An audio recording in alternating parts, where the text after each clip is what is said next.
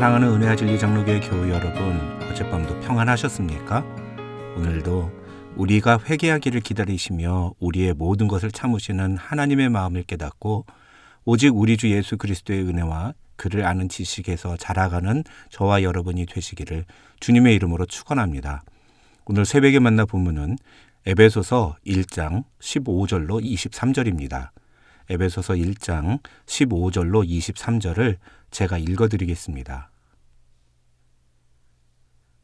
이로 말미암아 주 예수 안에서 너희 믿음과 모든 성도를 향한 사랑을 나도 듣고 내가 기도할 때에 기억하며 너희로 말미암아 감사하기를 그치지 아니하고 우리 주 예수 그리스도의 하나님 영광의 아버지께서 지혜와 계시의 영을 너희에게 주사 하나님을 알게 하시고 너희 마음의 눈을 밝히사 그의 부르심의 소망이 무엇이며 성도 안에서 그 기업의 영광의 풍성함이 무엇이며 그의 힘의 위력으로 역사하심을 따라 믿는 우리에게 베푸신 능력의 지극히 크심이 어떠한 것을 너희로 알게 하시기를 구하노라. 그의 능력이 그리스도 안에서 역사하사 죽은 자들 가운데서 다시 살리시고 하늘에서 자기의 오른편에 앉히사 모든 통치와 권세와 능력과 주권과 이 세상뿐 아니라 오는 세상에 일컫는 모든 이름 위에 뛰어나게 하시고 또 만물을 그의 발 아래에 복종하게 하시고 그를 만물 위에 교회의 머리로 삼으셨느니라. 교회는 그의 몸이니 만물 안에서 만물을 충만하게 하시는 이의 충만함이니라. 이번 주에 우리가 다루게 될 에베소서는 로마서 그리고 갈라디아서와 함께 성경에서 복음을 가장 정확하게 묘사한 성경 중에 한 권입니다. 그런데 이 에베소서는 복음의 내용뿐만 아니라 교회론의 측면에서도 매우 중요한 성경이어서 우리가 조금 자세하게 살펴볼 필요가 있습니다. 에베소서는 1장부터 3장까지는 교리를 그리고 4장부터 6장은 실천 혹은 적용을 다룹니다. 그 중에 교리를 다루는 1장부터 3장의 핵심은 2장인데 1장은 바로 그 2장의 내용을 설명하기 위한 배경과도 같은 본문이라고 할 수 있습니다. 에베소서 1장은 크게 어제 본문인 1절로 14절과 오늘 본문인 15절부터 23절까지 이렇게 둘로 나눌 수 있습니다. 어제 본문인 1절로 14절에서 바울은 우리 그리스도인들이 받은 하늘에 속한 복이 무엇인지에 대해 이야기합니다. 특히 3절로 14절은 헬라어 성경 원문에 의하면 한 문장으로 되어 있습니다. 다시 말하면 이 긴 내용을 바울은 한 호흡에 이야기할 만큼 중요하게 다루고 있다는 겁니다. 여기서 바울은 우리가 받은 복을 세 가지로 설명합니다. 첫째는 3절로 6절에 나오는 성부 하나님이 우리를 위해 하신 일이고 둘째는 7절로 12절에 나오는 성자 하나님이 우리를 위해 하신 일이며 마지막으로 13절과 14절에 나오는 성령 하나님이 우리를 위해 하신 일입니다. 간단하게 말씀을 드리면 성부 하나님은 우리를 선택하시고 예정하셨으며 그로 인해 우리는 거룩함과 자녀됨의 축복을 받았습니다. 그 다음 성자 하나님은 우리의 죄를 속량하셨는데 그로 인하여 우리는 죄사함과 하나님의 소유가 되는 축복을 받았습니다. 마지막으로 성령 하나님은 우리를 인치셨습니다. 그리고 그로 인해서 우리는 하나님의 약속을 보증받았습니다.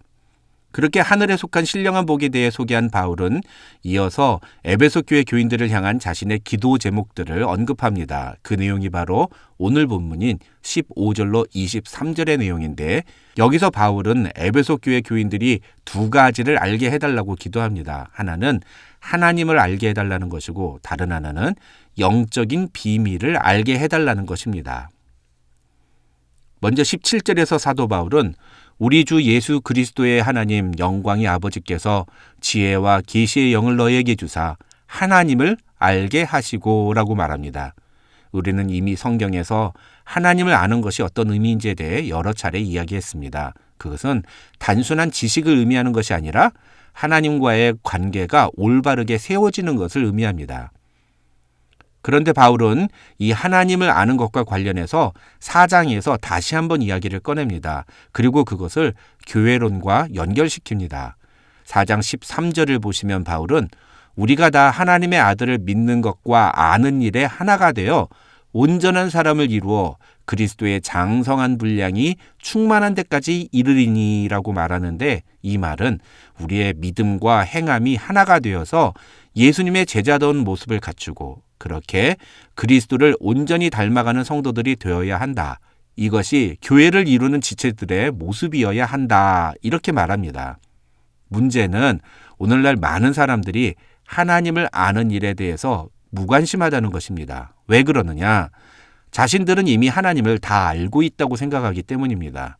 이미 오랫동안 교회를 다니면서 수없이 많은 설교를 들었었기 때문에 하나님에 대해서 다 알고 있다고 생각하는 것입니다.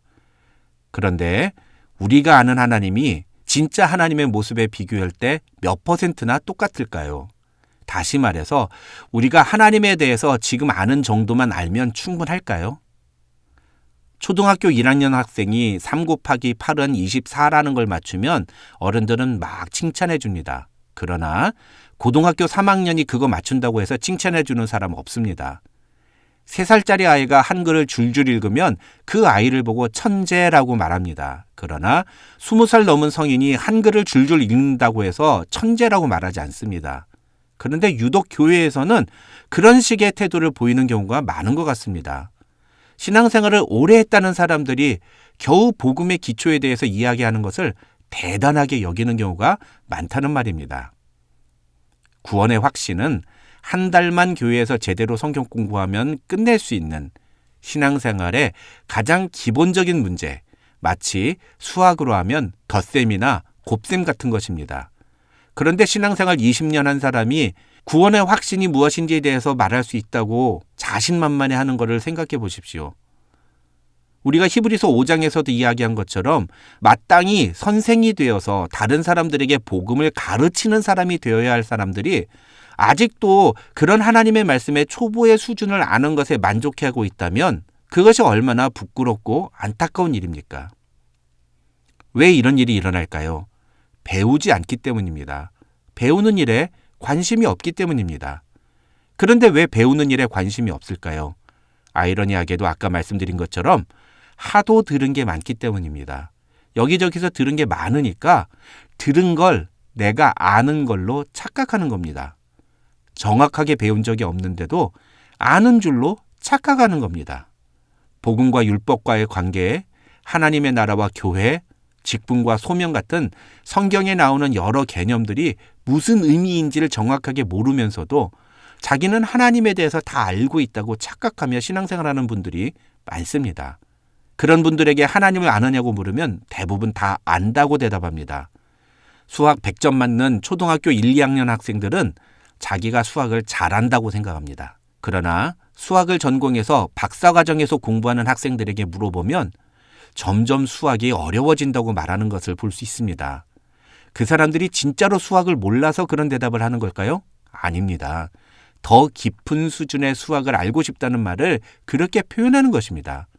오늘 본문 17절에서 바울은 바로 이것을 이야기하고 있는 것입니다. 하나님께 에베소 교회 교인들이 하나님을 더 깊이 알게 해달라고 기도하고 있는 것입니다. 둘째로 바울은 에베소 교회 교인들이 영적인 비밀을 알게 해달라고 기도합니다. 18절과 19절을 보면 바울은 너희 마음의 눈을 밝히사 그의 부르심의 소망이 무엇이며 성도 안에서 그 기업의 영광의 풍성함이 무엇이며 그의 힘의 위력으로 역사하심을 따라 믿는 우리에게 베푸신 능력의 지극히 크심이 어떤 것을 너희로 알게 하시기를 구하노라고 말합니다. 그렇다면 지금 바울이 무엇을 알게 해달라고 기도하는 걸까요? 바울은 지금 3가지를 알게 해달라고 기도합니다. 첫째는 부르심의 소망이 무엇인지를 알게 해달라고 기도하는데 이것은 하나님이 우리를 부르셨다는 것이 우리에게 어떤 소망을 주는지를 알게 해달라는 것입니다. 다시 말하면 예수 믿는 사람이 갖는 소망이 무엇인지를 알게 해달라는 것입니다. 둘째는 성도 안에서 그 기업의 영광의 풍성함이 무엇인지를 알게 해달라고 기도합니다. 이것은 성도라는 이름으로 불리는 하나님의 백성들이 누리게 될 영광의 풍성함이 무엇인지를 알게 해달라는 것입니다. 학자들은 바울이 이런 기도를 하는 것은 반대로 성도들에게 자신의 신앙에 대해서 떳떳하고 당당한 자세를 가지라는 의미라고 설명합니다. 그래서 이 두 번째 강구의 내용을 풀어서 설명을 드리면 하나님, 이 사람들이 하나님의 백성으로서 이 땅을 살아가는 것이 얼마나 영광스러운 것인지를 좀 알게 해 주십시오. 이렇게 기도하고 있다고 말할 수 있는 겁니다. 셋째로 바울은 하나님의 능력의 지극히 크심이 어떠한 것인지를 알게 해달라고 기도합니다. 하나님의 능력이 얼마나 크신지를 아는 것이 왜 중요할까요? 19절에서 바울은 그 이유를 그의 힘의 위력으로 역사하심을 따라 믿는 우리에게 베푸신 능력이라고 표현합니다. 다른 말로 하면 하나님께서 그분의 능력을 우리를 위해 사용하시기 때문에 우리가 그분의 능력이 얼마나 큰지를 알아야 한다는 것입니다. 하나님의 능력은 얼마나 크실까요? 20절부터 22절에서 바울은 그의 능력이 예수 그리스도를 죽은 자들 가운데서 다시 살리시고 그를 하늘에서 자기의 오른편에 앉히사 모든 이름 위에 뛰어나게 하시고 만물을 예수 그리스도의 발 아래 복종하게 하시고 그를 만물 위에 교회의 머리로 삼으셨다고 설명합니다.